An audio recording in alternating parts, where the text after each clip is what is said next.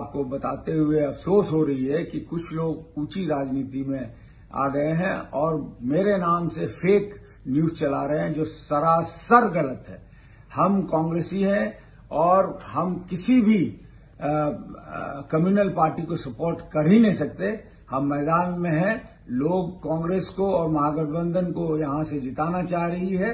मैं आपसे अपील करता हूं कि ऐसे फेक न्यूज पे मत जाएं। दोस्तों अस्सलाम वालेकुम, नमस्कार, आदाब। रात के 1:30 बज रहे हैं और मुझे इस वक्त आपसे रूबरू होना पड़ रहा है। उसकी वजह यह है दोस्तों कि सुबह इलेक्शन है और सोशल मीडिया पर इस वक्त यानी रात को फर्जी खबरों की भरमार आन पड़ी है। जी हां, अगर हम किशनगंज की बात करें तो किशनगंज के ताल्लुक से कई फर्जी खबरें सोशल मीडिया पर लगातार देखी जा रही हैं।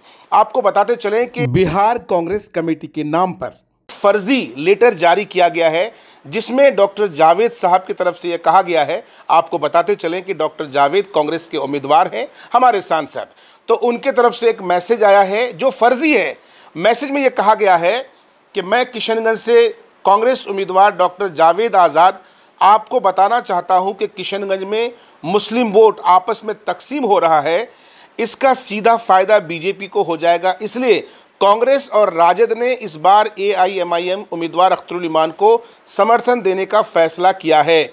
मैं एक बार फिर आप सबसे अपील करता हूं कि किशनगंज में बीजेपी और जदयू को हराने के लिए 26 अप्रैल को पतंग के निशान पर बटन दबाकर अख्तरुल ईमान को कामयाब करें। और नीचे डॉक्टर मोहम्मद जावेद आज़ाद का फोटो लगाया गया है।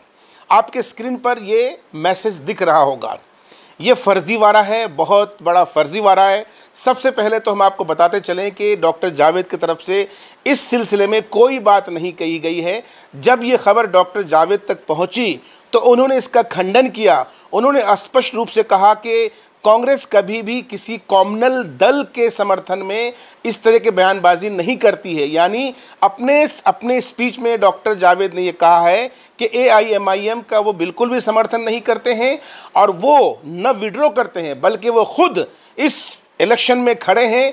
और उनका यह मानना है कि सीमांचल की जनता, किशनगंज की अवाम उन्हें वोट करेंगे और उनकी जो इस बढ़त को देखते हुए कहीं ना कहीं उनके विरोधी की तरफ से ये इस तरह के फर्जीवाड़ा वाली खबरें चलाई जा रही है। साथ ही साथ डॉक्टर जावेद आज़ाद का ये भी कहना है कि वो निश्चित रूप से इस पर लीगल एक्शन लेंगे और यकीनी तौर पर इस पर लीगल एक्शन लेने की ज़रूरत है।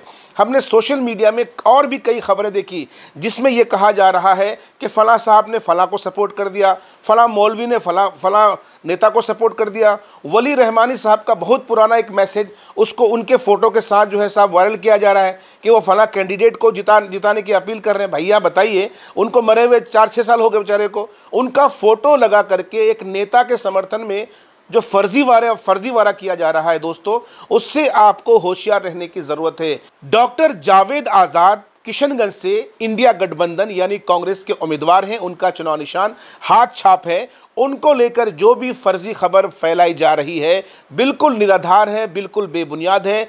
आपको किसी भी फर्जी खबरों में आने की ज़रूरत नहीं है, किसी के झांसे में आने की ज़रूरत नहीं है। अगर आप इंडिया गठबंधन को जिताना चाहते हैं, अगर आप डॉक्टर जावेद की छवि से संतुष्टि रखते हैं, अगर आपको लगता है कि उन्होंने अपने कार्यकाल में काम किया है, तो यकीनी तौर पर आप उनको वोट दे सकते हैं।